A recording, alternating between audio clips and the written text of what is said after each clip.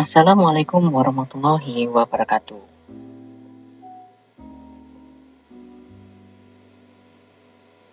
Perkenalkan, saya Binari Haidar, teknisi perkeretaapian penempatan di Balai Perawatan Perkeretaapian. Di sini saya akan memaparkan mengenai penetapan core issue dan gagasan kreatif, serta penjabaran diri sesuai dengan agenda 3, yaitu materi tentang manajemen ASN dan Smart ASN. Untuk materi yang pertama mengenai penetapan core issue, saya sudah mendaftar ada 6 isu yang saya dapatkan dan berdasarkan metode APKL didapatkan isu yang prioritas berada di nomor 4, yaitu tentang catatan perawatan sarana yang masih konvensional.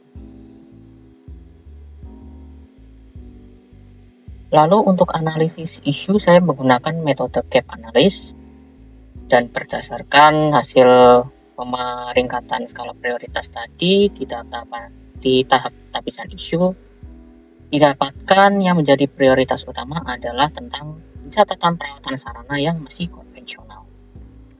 Sebagai gambaran, untuk kondisi saat ini, pencatatan sarana masih mengutamakan metode konvensional menggunakan lembar kertas perawatan yang diisi secara manual oleh teknisi sarana saat melakukan perawatan sarana. Pencatatan dengan metode ini memiliki kekurangan seperti memerlukan banyak kertas, memakan banyak ruang, rawan hilang atau rusak, serta lebih sulit diakses dan dicari. Hal ini tentu dapat menyulitkan para pimpinan dalam melakukan pengawasan, terlebih pada aset sarana yang berada di luar daerah. Idealnya, pencatatan perawatan sarana harus efisien dalam pemanfaatan ruang, mudah diakses kapan saja dan di mana saja, serta mampu disimpan dalam jangka waktu yang lama. Hal ini penting dalam memudahkan para teknisi sarana untuk mengetahui riwayat perawatan yang telah dilakukan sebagai bahan evaluasi dan pengembangan ke depannya. Bagi pimpinan, riwayat catatan sarana yang dapat diakses kapan saja dan di mana saja memberikan kemudahan dalam menilai para stafnya dan dapat digunakan untuk menentukan langkah atau kebijakan strategis institusi. Berdasarkan kondisi ideal dan kondisi yang ada saat ini, terdapat kesenjangan atau gap antara kebutuhan pencatatan sarana yang efisien dengan metode yang saat ini digunakan. Akar masalah dari isu ini yaitu yang pertama, belum dibuatnya media ataupun sistem penyimpanan dan pencatatan perawatan sarana berbasis cloud. Yang kedua, minimnya inisiatif dari para pegawai untuk menciptakan sistem baru yang lebih efisien. Dan yang ketiga, masih terbatasnya pelatihan mengenai metode penyimpanan catatan berbasis cloud.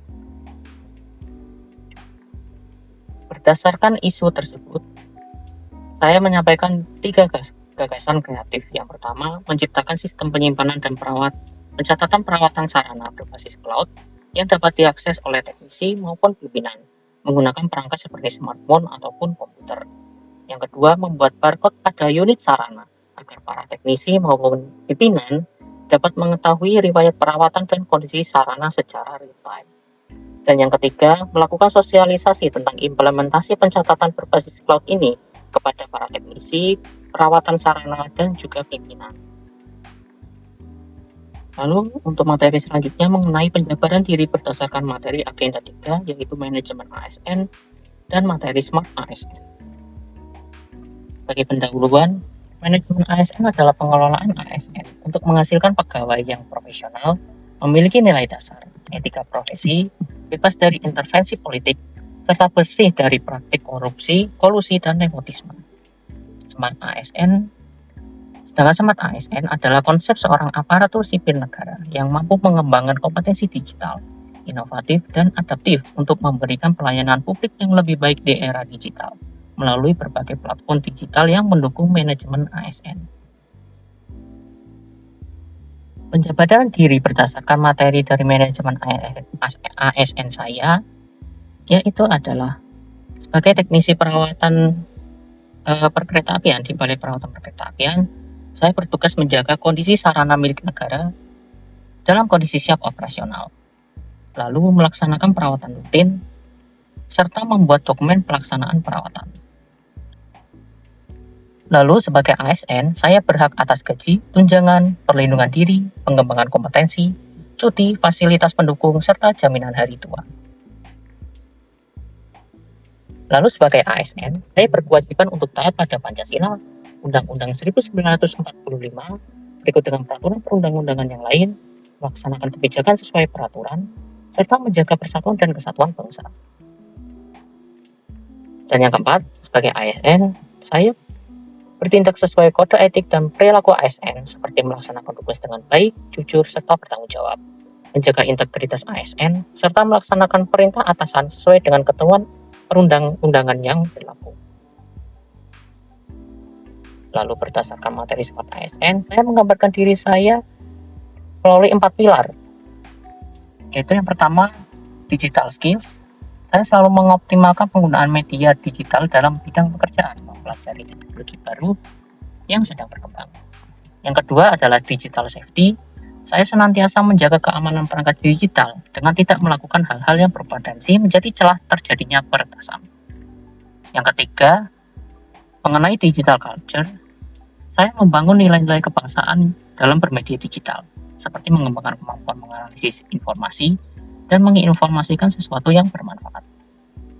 Dan yang keempat, mengenai digital ethics, saya selalu menjaga perilaku selama menggunakan media digital, tidak mudah terpancing emosi dari informasi yang diterima, serta menggunakan bahasa yang sopan saat menggunakan media sosial.